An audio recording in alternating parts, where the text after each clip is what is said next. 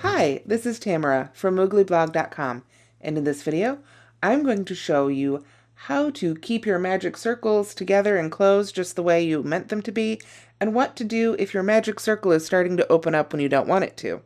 For this video, I'll be using Lion Brand's new 24/7 cotton and a Furls wooden heirloom hook. Let's get started. Now here I have a circle that's almost finished that I've been making with the magic ring.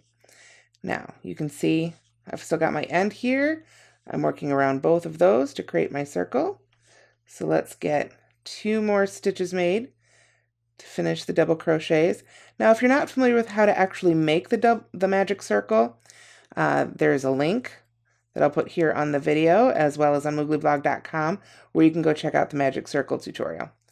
So here I've got 12 double crochets. That's the usual amount I like to make when I'm making a flat circle. So since I've made this using the magic ring, to close up that center, what you would do normally is pull on this end, and you can see it just closes the center of that circle right on up, like so. Let me go ahead and join now, just to close that up. Make it look real nice. And then I'm going to show you what I do to make sure that, ooh, I've cut the yarn a little too long here. I pull that all the way through so it gets out of the way. There we go. Okay, so what do I do to make sure that this gets closed all the way and stays closed? I'm put my hook aside. We're all done with that.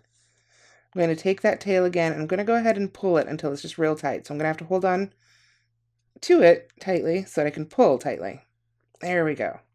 Give it a really good tug, and you can see that circle is completely closed now. So how do we get it to stay that way without opening back up when it goes through the washing machine or kids play with it or whatever happens when you actually use your crocheted items? Now the key to that is weaving in the ends. I've got my yarn needle. I've put that tail on the yarn needle, and first thing I like to do is continue on in the direction. I can tell by looking at the yarn that it's coming out this way. So this is the direction it's already moving. So I'll go under a few of those stitches in the same direction. Maybe all the way around. If it's something that I feel is going to get a lot of wear and tear, I might go all the way around again just to help reinforce that circle an extra bit. But once I've done that, then I think the key is to go back in the opposite direction. So if I go straight back without looping into anything else, I'll just undo everything I just did. So I'll skip over a stitch, or I might split the yarn a little bit depending on the project. But as long as there's something to keep this end here, then I go back in the other direction with the yarn needle, and that helps to lock it in, like so. See, you can see by going over that little strand of the yarn there, right there, it's not pulling back undone what I did before. So I'll go around that some more in this direction, and then eventually, assuming this is a bigger project than just one round of double crochets, I will take this end and I'll weave it into another row and back and forth and really weave the end in well. 9 times out of 10, when I've heard of someone having a magic circle that's come undone, it's because they didn't continue to weave in those ends really well. Worst case scenario, as soon as they pulled it tight, they cut it off right there without weaving in the end at all. So with wear and tear, throwing in the washing machine in the dryer, eventually that's going to come undone. Now, what do you do if it's already happened? Maybe it was a gift, maybe you didn't know, maybe the yarn was just particularly slippery. But here I've kind of created a circle, and in order to fake it, I just didn't tighten it up. But I cut off that end before I could. So now I've got a magic circle here that I would never be able to tighten. So what do? This is fixable. What I'm going to do, and normally I would, oops, didn't pick up the yarn. Normally, to fix it, I would want to use the same yarn that I use for the rest of the project so it blends in and you don't see it. For this demonstration, I'm going to use a different color so you can see what I'm doing a little easier. If you can't find the same yarn that you used for the project, it's an older project or it was a gift, just try and get something the same weight or lighter in as close a color as you can. So I'm going to turn it over again and go to the back of the work. Let me get the yarn on the needle here, like so. I've got about a foot of yarn here, just whatever you're comfortable with using. You don't want to give yourself too short a length, and then you've got the same trouble again, not having enough to weave in. So what I'm going to do is I'm going to find those loops that are worked into the magic circle here.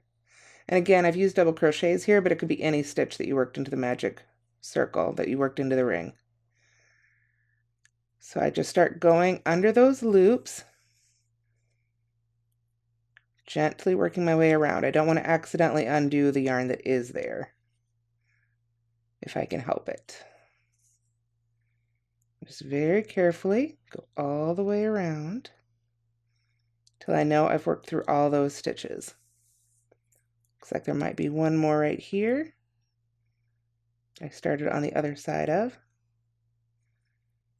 So just to be absolutely certain, I go all the way around, and now I can take these two ends and pull that magic circle closed again. Again, I might have to add a little bit of muscle power to it. Pull it really tight, both directions. You can see I've been able to close that back up, like so. Now, I need to do the same thing with these two ends I was talking about with the other ends. I need to go around again, especially with this one. It looks like I could probably use another round of this thread just to really pull it closed all the way, and then go back the other direction and really weave in those ends. Like I was saying before, after I would weave in around the circle in both directions, I would then take it up into the next row and weave it in there too, just to make sure that these threads, these particular ends of the yarn, are woven in really, really well. And really, that's the key to keeping your magic circle in place. So I hope this video has helped you. If it has, be sure to give it a like. We'd love to read your comments, and thank you so much for subscribing to the channel. Thank you for watching.